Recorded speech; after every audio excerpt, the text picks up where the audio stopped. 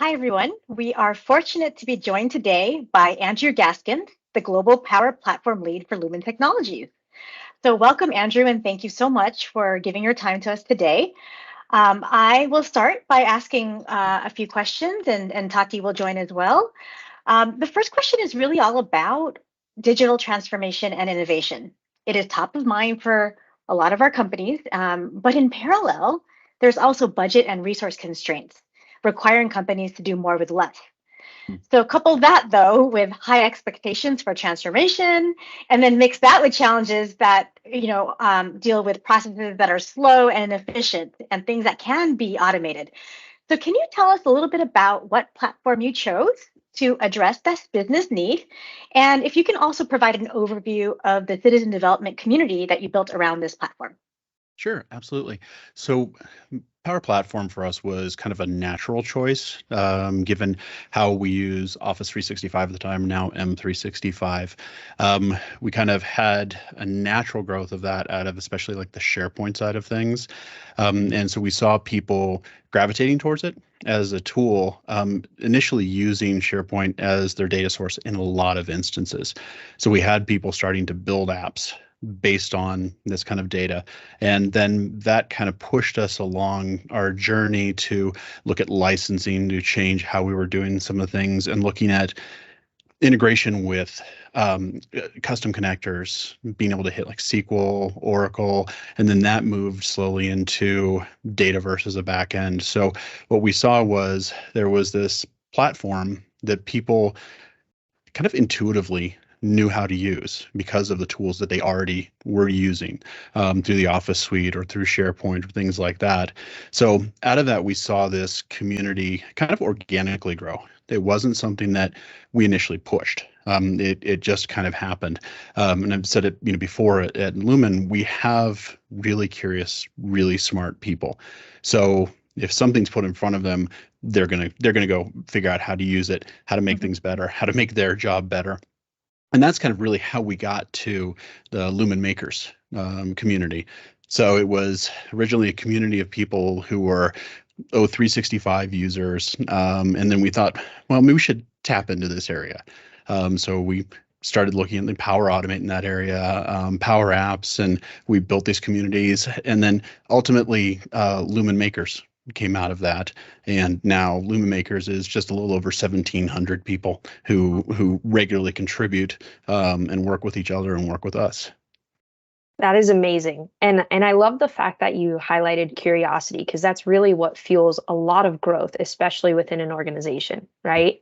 Now, going into this next question here, we know Microsoft Power Platform is a pretty disruptive technology, but it's also transforming careers of citizen developers, and it's changing this idea of how technology solutions can be delivered. So there's a common fear associated within IT around governance and security. You can label it shadow IT, if you will, right?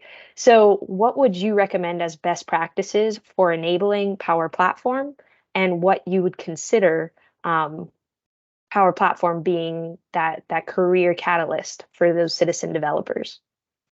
So yeah, we've seen that a lot at Lumen. We have people who literally transform their careers. One woman that I worked with who 20 plus years in the company, one of those that came in at the ground floor, continued to work her way through, and didn't have a lot of the technology experience in this area with what she really was doing, and started to create these apps. And again, that was out of curiosity, some out of necessity, and then quickly became the app maker for that area. She transformed her career. She's recognized for what she did. We've seen this in other areas like HR. We have a number of groups now who have dedicated app builders.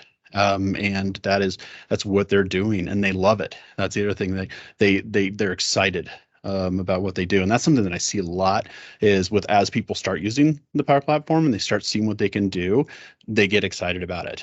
And when there's that concern around the platform as a whole, I think there are a couple things around it. You'll have this approach of like us, it organically grew. And then you have to look at how are we going to manage that. We were fortunate, originally to kind of get in front of it with how we handled our DLP strategy.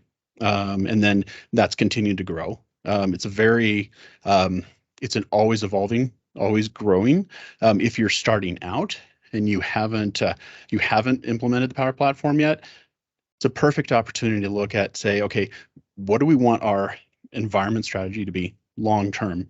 How are we going to protect our data? How do we want our users to use this? And do we want to pilot it for certain groups? The thing that I love about it is when you have the argument about shadow IT.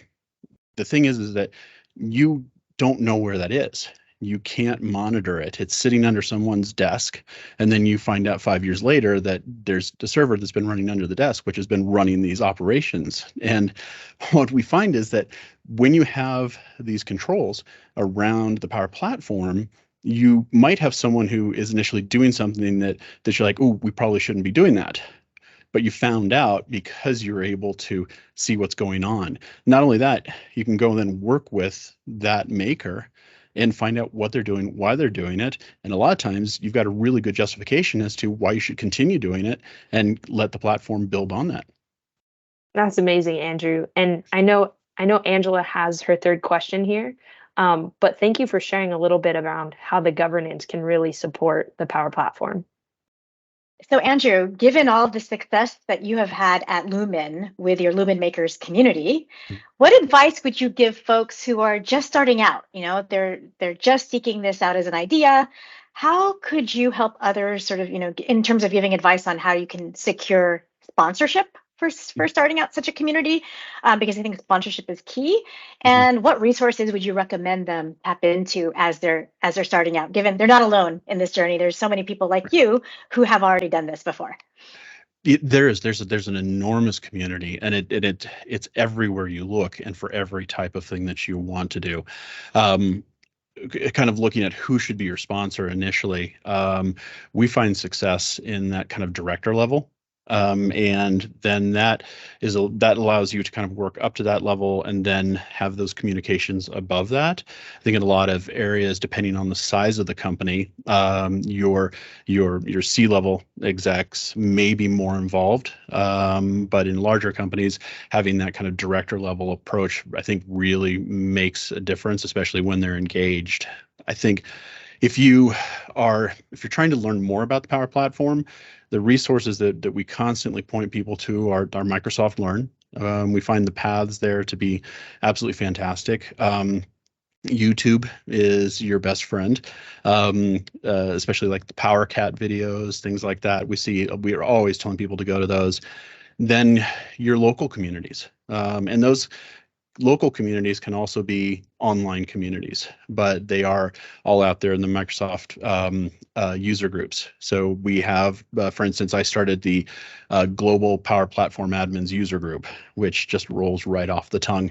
And we did that because there wasn't a place for us to go ask questions of each other, because we're a kind of a small group, but that does exist, and it's a resource, and there are resources like that everywhere.